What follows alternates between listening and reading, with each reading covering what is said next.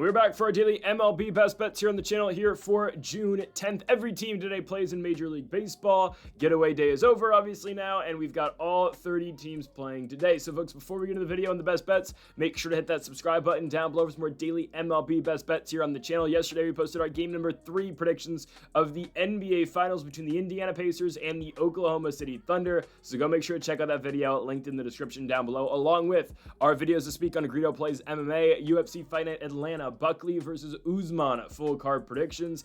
Also, we've got our PFL Clash of the Caribbean predictions. Jason Jackson takes on Thad Jean in the main event. Both those videos are linked in the description down below. And go subscribe to Greedo Plays MMA if you have not yet. We are inching closer to 1,000 subscribers over there. So let's make that happen. Again, go subscribe. Link in the description down below.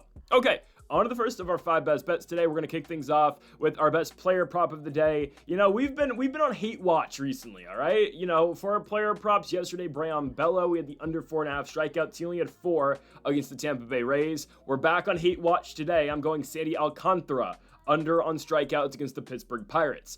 The Pirates are on a roll right now. You know, we had Marlins money line yesterday, did not go our way. And don't get me started on San Diego money line against the Dodgers. Electric game. I'm not gonna lie to you, but bad one. Anyways, the Pirates have won 5 out of their last 6 games. I don't know how this is happening. Yesterday, a 10-3 victory over the Marlins. We rolled the dice with Yuri Perez, and unfortunately, it did not go our way. Pittsburgh, 15 hits in that one, but ultimately, Yuri Perez did have 5 strikeouts in the 3 innings that he pitched. Yuri Perez, though, with the exception of, you know, some walks in the 3rd inning and then a big Brian Reynolds triple, if you take that away, which I know is the base, you know, the biggest part of the Yuri Perez start yesterday, Perez was pretty good. And Perez in general, of course, not pitching since 2023, is really solid for Miami. We fully expect him to be their best pitcher for the next, I'm so serious, 5 years. Maybe longer until he leaves in free agency. The guy's only 23 years old. Yuri Perez is great. Again, gave up 4 runs yesterday. He's going to be good all year long for the Marlins as he just came back. Sandy Alcantara, it's going to sound really weird to say, Sandy Alcantara and Yuri Perez really aren't even close at this point anymore. They're really not. And I hope I don't eat my words with Perez, because I do think the guy's going to be really good. Sandy Alcantara, guys, his ERA is 7.89, and he's been making starts all year long. Yeah. 7.89 ERA. His last start, maybe his best start of the year, but it was against the Colorado Rockies. 6 innings, 4 hits, 2 runs. Only 4 strikeouts, though, in 6 innings for Sandy Alcantara. And I get it. He's facing a Pirates team that has been known to be abysmal at the plate this season. They strike out a lot. Well, yesterday, they did not look bad at all. Okay? O'Neal Cruz, and I get it, they have some strikeout guys. O'Neal Cruz will strike out a lot. Horowitz will strike out. You know, Trio doesn't strike out. Adam Frazier will strike out some. They have guys, sure, but not a single Pirate yesterday struck out multiple times. Yuri Perez made up for 5 of their 6 strikeouts for the Marlins yesterday. After the 3rd inning, the Pittsburgh Pirates struck out once. And I just don't think Sandy Alcantara's got what it takes. I'm going to be honest with you here, guys. Alcantara has not looked good this season. Is he still a trade candidate? Probably. But look at his last 4 starts. He's only gone over this line once. Against the Rockies, right? 4 strikeouts. Padres start. 4 innings, 7 hits, 6 runs, 4 Ks. Sorry, 0 Ks, 4 walks. Against the Angels, 5 1/3, 5 hits, 6 runs, and 6 strikeouts. Rays, 5 innings, 5 hits, 4 runs, 3 Ks. So, right, Alcantara has struggled to reach this line. If you look at throughout the course of the entire season, I believe he's only gone over 4 strikeouts 3 times all year long. It was on opening day against the Pirates, where he went 4 2/3 and 7 strikeouts. And I get it, it is the Pirates, same matchup that we get today, but the Pirates are much better hitting-wise right now than they were at the start of the season. And then he had over 4 strikeouts, against the White Sox, and then in that start against the Angels.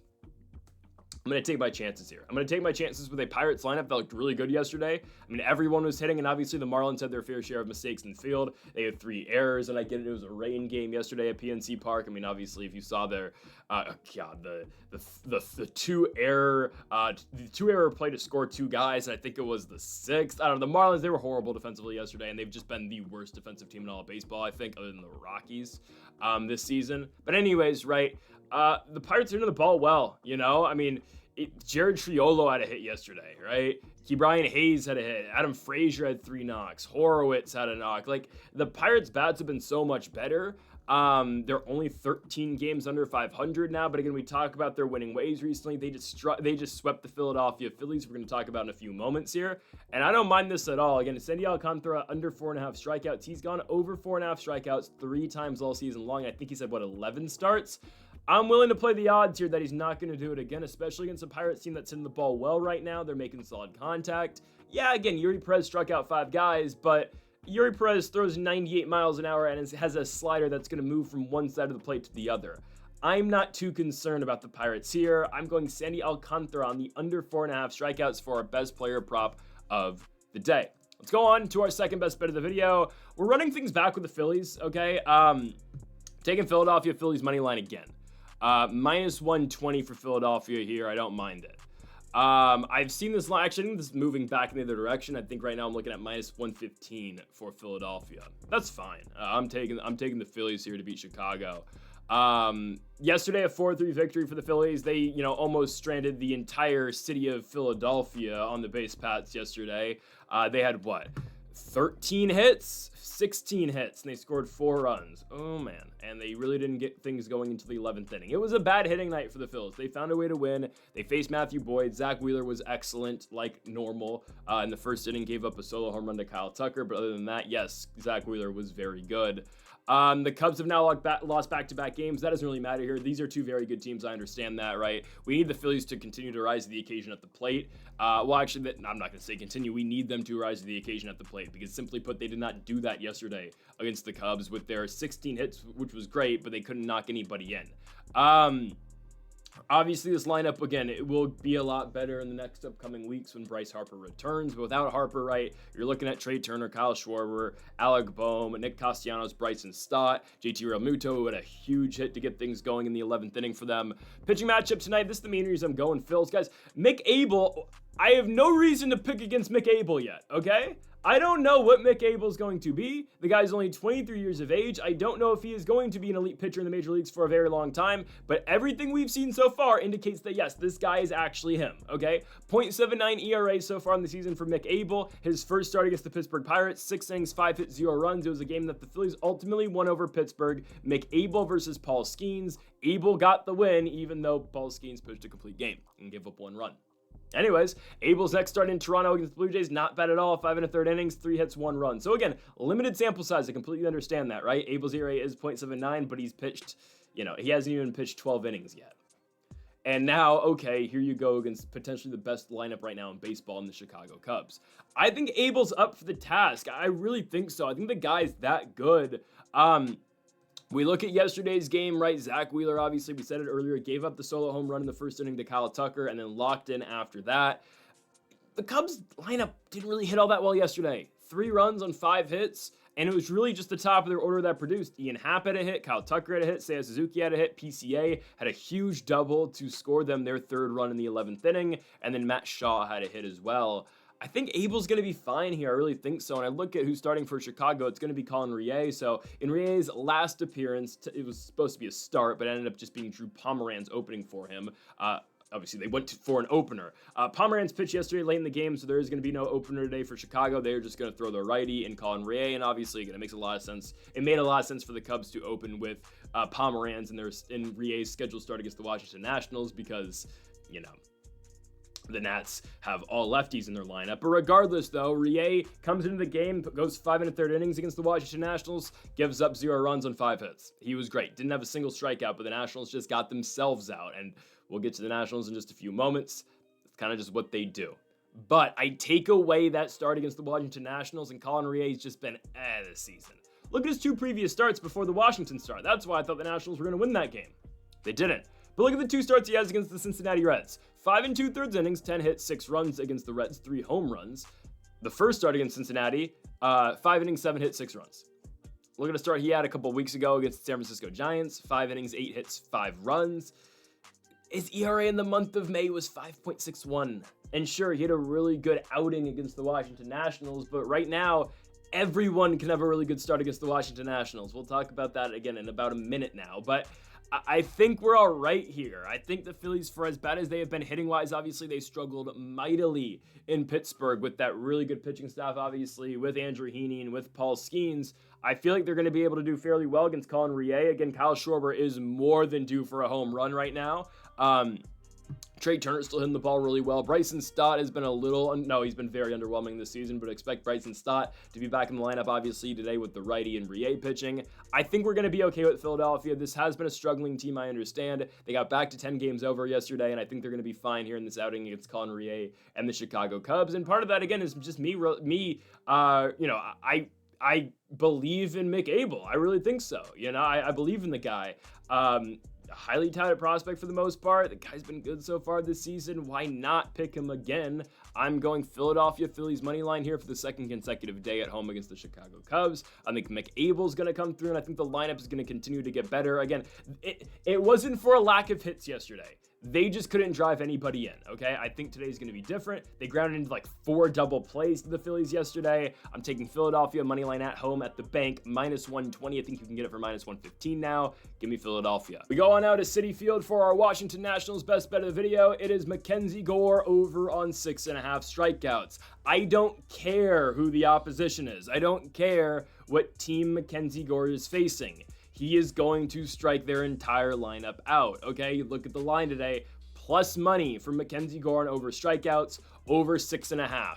Mackenzie Gore, the last time he did not have more than 6.5 strikeouts this season was in April against the Philadelphia Phillies. Mackenzie Gore all season long has had 2 starts where he has not gone over 6.5 Ks in Philadelphia on April 29th and in Toronto, his second start of the season and worst start of the season against the Toronto Blue Jays. This is a guy who's coming off a 7 strikeout game against the Chicago Cubs in 7 innings. We've said it before, I'll say it again, Mackenzie Gore is a top 3 pitcher in the National League. He's a top 5 pitcher in all of Major League Baseball. I did consider going Nationals money line today because the Nationals always have a chance with Mackenzie Gore on the mound, but they hate giving this guy run support. He's 3-5 in the season. Again, Mackenzie Gore kind of falls into the same exact category as Paul Skeens. Amazing pitcher, just can't find any run support. Now, Mackenzie Gore is now second again in all of Major League Baseball in strikeouts. He was surpassed by Garrett Crochet, who's now at 110. That's fine. Gore is going to take that right back today. And I don't care that, the Mets lineup has been really good. I don't give a damn. I really don't. They're a team, they don't strike out much. I don't care. Mackenzie Gore, what Mackenzie Gore does overrides any of what the Mets do offensively. It just does. Mackenzie Gore has not pitched against New York so far this season when the Nats and Mets met in DC earlier in the year, and that's fine. I think Mackenzie Gore is going to walk all over this team, and I think Mackenzie Gore is going to strike out Juan Soto about 4 times today. Probably only 3, because I only see him 3 times. But anyways, the Mets are playing with confidence right now. They're 18 games over. That's great. They played 4 games in Colorado, won all of them. Juan Soto, his average is up from 220 or 230 to 244. Woohoo! That's great. Back to reality now. I'm so serious, okay? You face the worst pitching staff in all of Major League Baseball. You play at altitude for an entire weekend, and now you come back to reality, and now you have to face the best left-handed pitcher in the MLB. Actually, third best, not named Crochet and Scooball. But still, you have to come back and face this guy. That's danger. That is trouble, okay? I look at the matchups that Mackenzie Gore is going to get in this game. Juan Soto, auto strikeouts. I'm so serious. Either strikeout or walk, let's just be honest. Pete Alonso, I love the matchup for Mackenzie Gore. Get Alonso on the hook. Jeff McNeil, lefty-lefty, strikeouts. Brett Beatty, strikeouts. Francisco Lindor, he's going to overswing and strike out. Brandon Nimmo is just annoying. He's probably not going to strike out. He's going to walk, and he's going to sprint to first base and just piss me off like he always does. But anyways, Mackenzie Gore is going to be fine here. He's going to go over the strikeout line. I did, again, consider Nationals money line today. I'm not going to do it just because, they don't really score for Gore. That should be a thing, score for Gore. And they're pitching Griffin Canning. Canning hasn't been that good, honestly. But the Nats offense just sucks right now.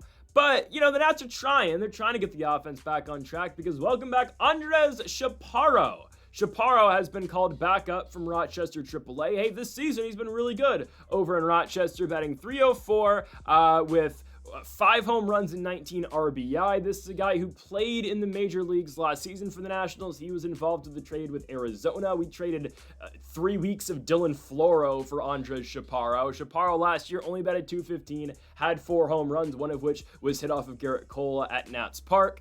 But what can we expect out of Chaparro? He is a heavy hitting corners guy. He can play first and third. I don't know where the Nats are going to be playing him tomorrow. I hope he's in the lineup, but we can expect Chaparro to bring some power, and maybe he'll be better than Josh Bell. I don't know. Here's the thing about Andres Chaparro though, guys. How much is he really going to play? I'm just going to be honest. Because last year, Chaparro was kind of in an everyday role because he did get called up pretty late in the year, past the Floro trade, obviously, in late August. And we had obviously, we gotten rid of all our veterans so Chaparro could play every single day. I don't know what his role is now.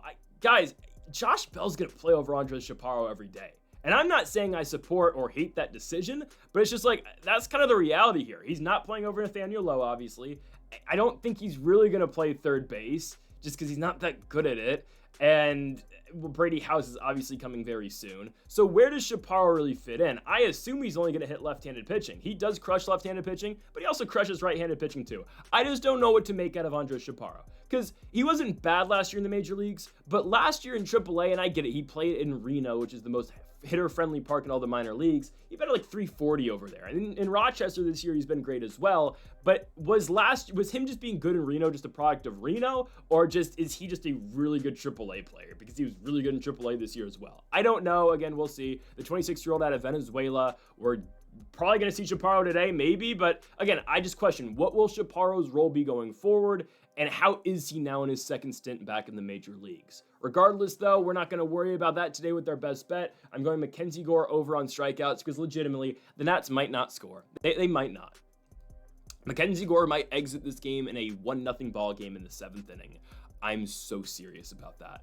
The Nats are poverty right now, and it pisses me off. Let's go on to our 4th best bet of the video. We move now to our daily NRFI of the day. Finally got back on track yesterday with the NRFI. Shout out Chris Sale and Aaron Savali. Chris Sale had a very great start yesterday for the Braves. Anyways, our NRFI today is on TBS. Max Fried versus Noah Cameron. You look at the entire slate today, and sure, this one does feel like the obvious pick here, just because of who's on the mound, right? Max Fried, coming off his last start against the Cleveland Guardians, where he was excellent, 6 innings pitched, 1 hit, and 0 runs, obviously, for Fried. This is a guy who is well within the Cy Young race. Obviously, again, it's not going to be him in the American League. It's going to be Tarek Skubal. I can check the odds right now, but I'm pretty sure it's going to be Skubal over there. But Fried, again, has been really good all season long. Expect him to be, he's going to be an all-star this season. I feel like that's pretty automatic at this point. And I think he can get 3 outs. I'm looking at the Cy Young race. Yeah, he's second in the odds behind Tarek Skubal. Where is Mackenzie Gore? How is Mackenzie Gore behind Christopher Sanchez for Cy Young? That's insane. Anyways, yeah, expect Fried to be really good, obviously. He had that one blow-up start against the Dodgers, but other than that, Fried has been phenomenal all season long. And this is obviously a matchup, or a rematch of last year's American League Divisional Series, the one where Bob Costas was commentating the entire thing, and I'll never forget the call of Giancarlo Stanton. That was unbelievable. Giancarlo Stanton grounds into a double play. Double play, but it's not Giancarlo's, like we said earlier, it's not Giancarlo's fault that he grounds into double plays. There's nothing he can do about it. It's a tangent, but still, I can't get that out of my head. Anyways, I understand, there is difficulty going with New York Yankees NRFIs. There are. I don't think Max Fried's given up a run, okay? The Royals struggled in Chicago against the White Sox. They only won 1 of 3 against the Sox, which is just atrocious. I get it. Bobby Witt, Maikel Garcia are incredible hitters. These are two very tough guys to deal with at the top of the order. Bobby Witt bats 290. Maikel Garcia bats 315. I understand that. I don't care. Max Fried's going to get 3 outs, okay? I feel pretty confident in that. The tougher part's definitely going to come with the New York Yankees order, obviously. But guys, hey, Noah Cameron's pitching today. And Noah Cameron has been nothing short of phenomenal this season, okay? Noah Cameron's made, 5 starts now? 5 starts, ERA is .85. So in 31 2/3 innings pitched, Noah Cameron has given up 3 runs. He gave up 1 run against the Cardinals, 1 run against the Twins, and 1 run against the Cincinnati Reds. He's coming off his last start last Thursday against the St. Louis Cardinals. He went 6 innings, 2 hits, 0 runs, and his team lost the baseball game. Oh, we had Royals money line that day. It was atrocious. It was so bad. Anyways, Noah Cameron's been phenomenal, man. He's been really good. Is he due for a blow-up start? Maybe. We're hoping that's not in the first inning, though. Okay, he's gonna see Ben Rice. I probably won't hit Ben Rice in the one because he's a lefty. They'll probably bat. I assume it'll be Goldschmidt, Judge, Bellinger tomorrow. I mean, throw him right into the Wolves, eh? Aaron Judge batting 396 in the season, Paul Goldschmidt batting 312. Bellinger, obviously, that will be a lefty-lefty matchup, but we know what Cody brings. He's a 260 hitter on the season. I understand that.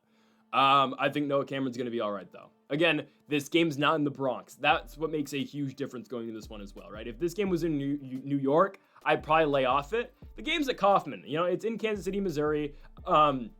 Not at hitters-friendly park, obviously in left center, and right center. Very hitters-friendly directly down the lines, but not as hitter-friendly as Mickey Mouse Yankee Stadium, so there's going to be no short porch home runs for Aaron Judge today. I think we're going to be fine. I understand, again, this is difficult when you have the best hitter in baseball who's batting 396, who, again, is just an absolute monster, and sure, a lot of his home runs do come in meaningless spots, but I'm not going to hate. Again, that's just me. That is just me hating on Judge, okay? He's great, all right? I'm not going to deny that. I just think Noah Cameron's going to be able to get the outs early. Again, I know how good Goldschmidt is too this season. Of course, his career got resurrected in New York because everyone's career gets resurrected with the Yankees. Remember that one year Matt Carpenter batted like 290 for them? It's just what happens, man. It's them and the Dodgers. Players' careers just come back. It's insane. Anyway, like Jason Hayward. Remember when Jason Hayward just randomly came back for the Dodgers and he was great? I don't understand. Anyway, he leaves the Dodgers, and what is Jason Hayward doing now? Batting 190? Regardless, though, the Royals struggled in Chicago. I don't think they're going to be able to score early off Max Fried. There are some matchups that are a little bit favorable, obviously looking at Whit and Garcia. But again, we have a pitcher in Max Fried who's got a 1.78 ERA in the season. He's the third guy right now in the American League Cy Young race. I guess Hunter Brown's there too. And then you get Noah Cameron, who's been phenomenal this season. The lefty sporting a .85 ERA. Sign me up. The guy's given up 3 runs in 30+ innings so far this season. I'm all over the spot here, and we get pretty good odds just because the Yankees are involved, and obviously with Judge and Goldschmidt, I'm okay with this. Give me the NRFI today at Kauffman Stadium in Kansas City, Missouri. Royals and Yankees -115. I believe Fried and Cameron are going to go out there and get us 6 outs. We got back on the right track yesterday with the NRFIs. Let's keep it going today as we continue on in the week. Going on to our 5th best bet of the video and our final best bet of the video, Seattle Mariners money line against the Arizona Diamondbacks. So originally when I made this graphic, I'm recording this at 2 in the morning. When I originally made this graphic at about 11 o'clock, it was -120 for Seattle and +100 for the Diamondbacks because Brian Wu was supposed to start. The Mariners have moved Wu's start to Wednesday, and where Eduardo Rodriguez is pitching for the Diamondbacks. Ooh, if we get that anywhere close to -135, we're taking the Mariners tomorrow. Just saying. Anyways, I'm still going with the Mariners. I am, okay? I know the Diamondbacks won yesterday, but that was the most Diamondbacks way to win possible. You get the Mariners down to their final out. The Mariners score 3 runs with 2 outs I think they scored 2 or 3 or 4. I don't know. I think it was 3 with specifically 2 outs. They scored all their runs in the 9th, but I think with specifically 2 outs, it was 3 runs. Anyways, Dom Canzone unloads on a baseball, 450+ feet in left field to keep the game going. Anyways, Diamondbacks win in extra innings, right? But it was a very Diamondbacks way of losing or almost losing. Their bullpen completely blows it for them. Okay, what condition is their bullpen in today? I'm serious. What condition is it in? And also, Justin Martinez left the game yesterday. The only reliable guy in the D-backs bullpen is Justin Martinez. He's out probably for a couple weeks, okay? He's certainly not pitching tomorrow. So what the hell are we going to expect from the D-backs bullpen tomorrow? We just need the Mariners to get this to a competitive game deep into it, okay? And sure, we've been bad on Mariners money line all year long, or picking, for or against the Mariners. Now the Nats did solve some things for us in that series. So we're 2-8 all season long picking Seattle Mariners baseball games, okay? We're turning the tide right now, okay? The Mariners bats, I know they were atrocious for 8 innings yesterday, and they couldn't get a damn thing going in the 10th or the 11th yesterday as well, but Cal Raleigh's the best catcher in baseball, and he had an off night yesterday. He went 0 for 5, okay? So the Mariners almost won the game with their only production in the lineup doing absolutely nothing. And I will give credit to J.P. Crawford. He's been really good recently. J.P. Crawford's now got the average up to 285. Jorge Polanco's fallen off a cliff. And J-Rod is just doing what I guess Julio does now, which is just bats 250, which is fine, but it's like, we kind of thought he was like, on that next level, but he's not yet. I don't know. He got paid though. Anyways, Logan Evans. Okay, so I watched Logan Evans' last start in full, obviously, because he played he pitched against the Nationals. He looks phenomenal in that start. I don't know what the hell he's going to be today. It was the one game the Mariners won against the Nats in that 3-game set. He won 8 innings, 4 hits, 1 run. Arizona's really good, obviously, so we'll see what Logan Evans is today. But Brandon Pfaadt's pitching for Arizona. Okay, Brandon Pfaadt's been the worst pitcher in baseball in the last 2 weeks. He just has, right? Brandon Pfaadt was the pitcher that gave up the 9 runs to the Washington Nationals. Actually, only 8 were on him. But he gave up 8 runs to the Nationals without recording an out back on May 31st. His last start against the Diamondbacks was the game where the Answerbacks came back and won the game in the 9th. Regardless, he went 3 innings, 5 hits, 6 runs in that game. Yeah, I'm gonna fade this guy. I don't care the Mariners offense has been horrible for the last 3 seasons, okay? It's slowly getting better. And if there's ever a guy they're going to mash, yeah, it's gonna be Brandon Pfaadt, who has looked really bad recently, okay? Pfaadt's last 2 starts, he's given up 13 runs in 9 outs. It's not good.